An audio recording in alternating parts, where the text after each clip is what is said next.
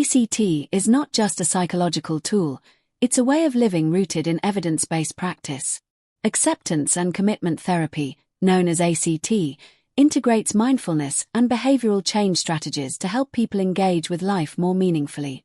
Unlike approaches that aim to eliminate distress, ACT focuses on increasing psychological flexibility.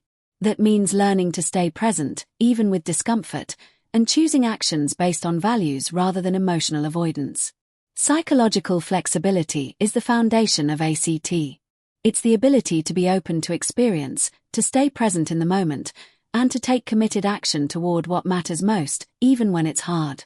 This stands in contrast to experimental avoidance, the tendency to run from thoughts, feelings, or memories we find unpleasant. Avoidance may provide short-term relief but long-term consequences. It limits life, narrows choices, and disconnects people from the things they care about. ACT teaches 6 core processes that build psychological flexibility. These aren't steps but ongoing practices that work together. The first is cognitive diffusion. Instead of getting entangled with thoughts, treating them as truth, people learn to step back and observe them. A thought like "I'm a failure" becomes just that, a thought. Not a fact. Not a command. Just words passing through the mind. The second process is acceptance. It involves making space for unpleasant thoughts and emotions instead of fighting them. Pain is part of being alive. Resisting it often intensifies suffering. Acceptance doesn't mean liking discomfort. It means dropping the struggle and allowing it to be there while still doing what matters. Mindfulness, or present moment awareness, is the third process. It's about connecting to the here and now, with openness and curiosity. The human mind tends to wander, to ruminate on the past or worry about the future. Mindfulness grounds people in what's happening right now, helping them notice what they're doing and why. The fourth process is self as context. People usually see themselves through their thoughts and stories. "I'm not good enough, I'm broken." ACT teaches that there's a deeper perspective, a part of the self that notices thoughts, emotions, and sensations but isn't defined by them. It's the observer self, constant and unchanging, even as experience shifts. The fifth process is values clarification.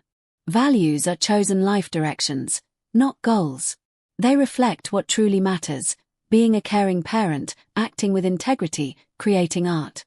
Values provide motivation and guide behavior, especially when things get hard. They answer the question, what do I want to stand for? The final process is committed action. This is where values meet behavior. It's about taking effective steps, guided by what matters, even in the face of discomfort. Committed action involves setting goals, building habits, and persisting through obstacles. It's not about perfection but direction, moving toward a richer, fuller life. ACT is not about symptom reduction, though that often happens. It's about building a life worth living, one chosen moment at a time. People learn to unhook from thoughts, open up to feelings, connect with the present, and act on values. That's the heart of psychological flexibility. That's ACT. People often believe the problem lies in their thoughts or feelings. ACT challenges this belief. The real issue isn't what we think or feel but how we relate to those thoughts and feelings. The mind produces endless internal content, memories, judgments, fears, stories. Trying to control, suppress, or avoid that content leads to struggle. ACT teaches that peace doesn't come from control but from a new relationship with inner experience. Take anxiety as an example. Most people want to eliminate it. They avoid situations that trigger it, suppress the symptoms, or try to distract themselves. But these strategies usually backfire. Avoidance shrinks life. The more we run from fear, the more powerful it becomes. ACT encourages a different approach: accept the anxiety, observe it, and move toward meaningful action anyway.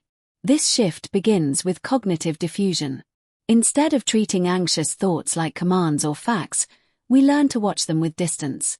For example, replacing "I will fail" with "I'm having the thought that I will fail" creates space. The thought loses its grip. The goal isn't to remove the thought but to reduce its influence. Thoughts become background noise, not barriers. Acceptance follows closely.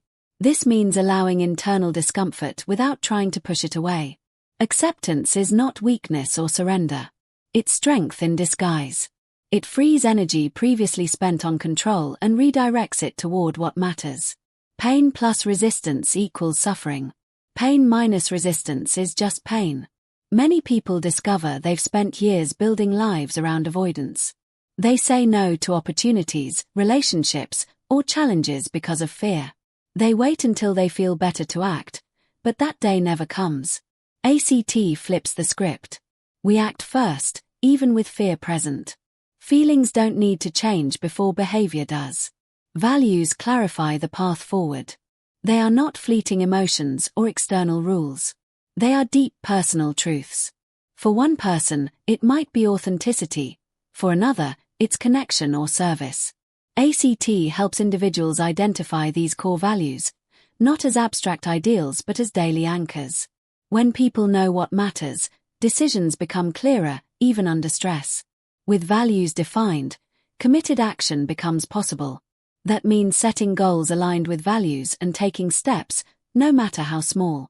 It may involve uncomfortable conversations, new habits, or risking failure.